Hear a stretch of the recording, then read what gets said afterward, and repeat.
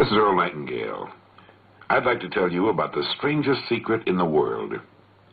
Some years ago, Albert Schweitzer, the great doctor and Nobel Prize winner, was being interviewed in London, and a reporter asked him, "Doctor, what's wrong with men today?" The great doctor was silent for a moment, and then he said, "Men don't think."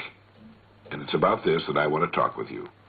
We live today in a golden age. This is an era that man has looked forward to, dreamed of, and worked toward for thousands of years. But since it's here, we pretty well take it for granted. Ours is a land of abundant opportunity for everyone. But you know what happens? Let's take 100 men who all start even at the age of 25. If you ask any one of them if he wanted to be a success, he'd tell you that he did. And you'd notice that he was eager toward life. There was a certain sparkle to his eye, an erectness to his carriage, and life seemed like a pretty interesting adventure to him. But by the time these 100 men reach the age of 65, only 5 will have made the grade. Only 5 are successful. When we say only 5% achieve success, we have to define success, and here's the definition. Success is the progressive realization of a worthy ideal. If a man is working toward a predetermined goal and knows where he's going, that man is a success. If he's not doing that, he's a failure. Success is the progressive realization of a worthy ideal. Rollo May, the distinguished psychiatrist, wrote a wonderful book called Man's Search for Himself. And in this book he says, the opposite of courage in our society is not cowardice, it's conformity. A survey was made one time that covered a lot of men, working men, and these men were asked, "Why do you work? Why do you get up in the morning?" 19 out of 20 had no idea. They simply said, everyone goes to work in the morning, and that's the reason they do it, because everyone else is doing it. And there you have the trouble today. It's conformity. People acting like everyone else without knowing why, without knowing where they're going. Now, we learn to read by the time we're 7. We learn to make a living by the time we're 25. Usually, by that time, we're not only earning a living, we're supporting a family. And yet, by the time they're 65, the great majority hasn't learned how to become financially independent in the richest land that has ever been known. Why? They conform. They're acting like the wrong percentage group, the 95% who don't succeed. Why do these people conform? Well, let's get back to our definition of success. Who succeeds? The only man who succeeds is the man who is progressively realizing a worthy ideal. He's the man who says, I'm going to become this, and then begins to work toward that goal. He succeeds because he knows where he's going. Think of a ship leaving a harbor, and think of it with a complete voyage all mapped out and planned. The captain and crew know exactly where the ship is going and how long it will take. It has a definite goal, and it will reach that goal.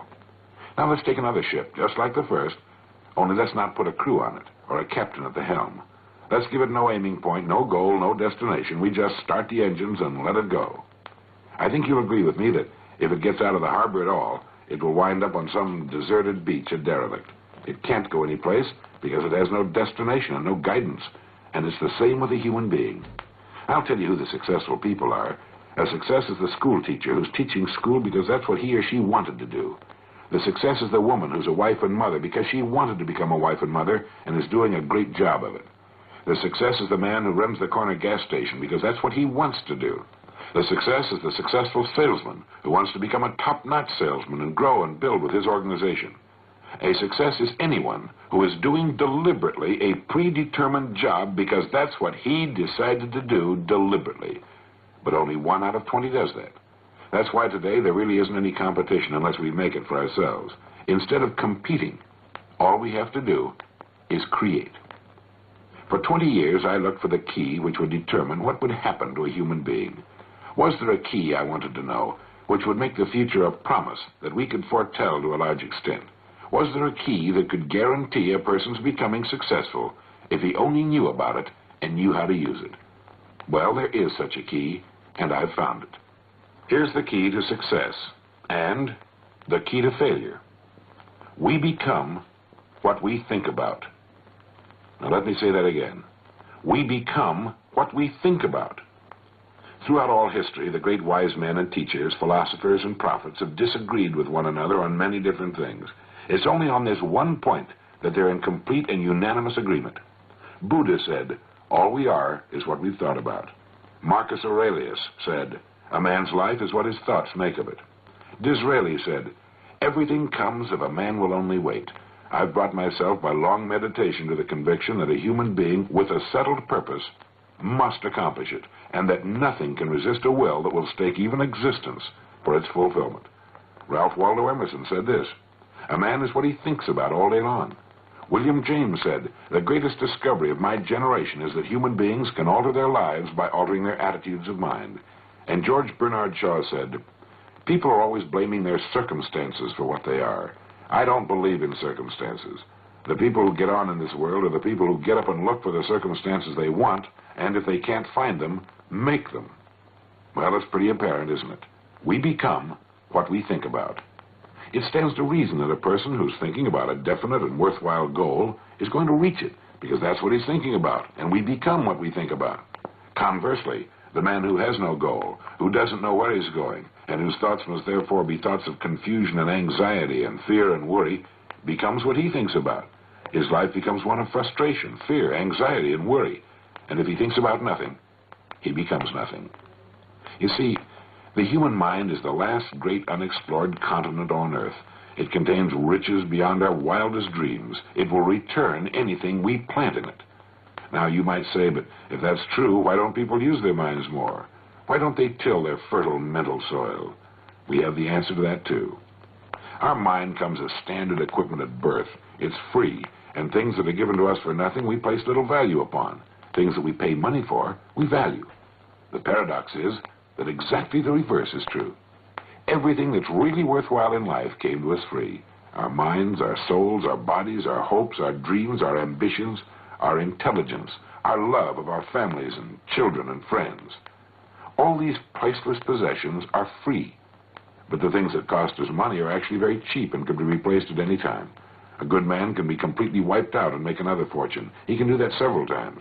Even if our homes burn down, we can rebuild them. But the things we got for nothing, the really valuable possessions, we can never replace. The human mind isn't used merely because we take it for granted. It can do any kind of a job we assign to it, but generally speaking, we use it for little jobs instead of big, important ones. Universities tell us that most of us are operating on about 10% of our abilities. Decide now. What is it you want? Plant your goal in your mind. Give yourself direction and a destination. It's the most important decision you'll ever make in your life. You see, the very law that gives us success is a two-edged sword. We must control our thinking. The same rule that can lead a man to a life of success, wealth, happiness, and all the things he's dreamed of for himself and his family, that very same law can lead him into the gutter. It's all in how he uses it, for good or bad. This is the strangest secret in the world. Remember these words from the Sermon on the Mount, and remember them well. Keep them constantly before you. Ask, and it shall be given you. Seek, and ye shall find. Knock, and it shall be opened unto you. For every one that asketh receiveth, and he that seeketh findeth, and to him that knocketh it shall be opened. It's as marvelous and as simple as that.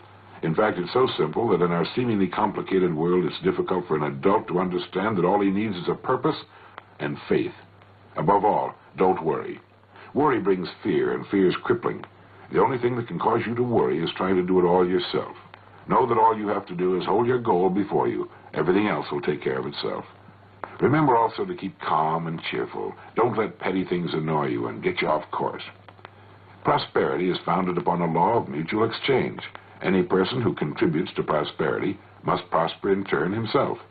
Sometimes the return will not come from those you serve, but it must come to you from someplace, for that's the law. For every action, there is an equal and opposite reaction. There are no exceptions to a law. You can drive down any street in America, and from your car estimate the service that's being rendered by the people living on that street. Had you ever thought of this yardstick before? It's interesting. Once this law is fully understood, any thinking person can tell his own fortune. If he wants more, he must be of more service to those from whom he receives his return. If he wants less, he has only to reduce this service. This is the price you must pay for what you want. If you believe you can enrich yourself by deluding others, you can end only by deluding yourself. It may take some time, but just as surely as you breathe, you will get back what you put out. The prisons and the streets where the lonely walk are filled with people who tried to make new laws just for themselves. We may sometimes avoid the laws of men, but there are greater laws that can't be broken. One time I heard Grove Patterson, the editor-in-chief of the Toledo Daily Blade, make a speech. And as he concluded his speech, he said something that I've never forgotten. He said, "My years in the newspaper business have convinced me of several things.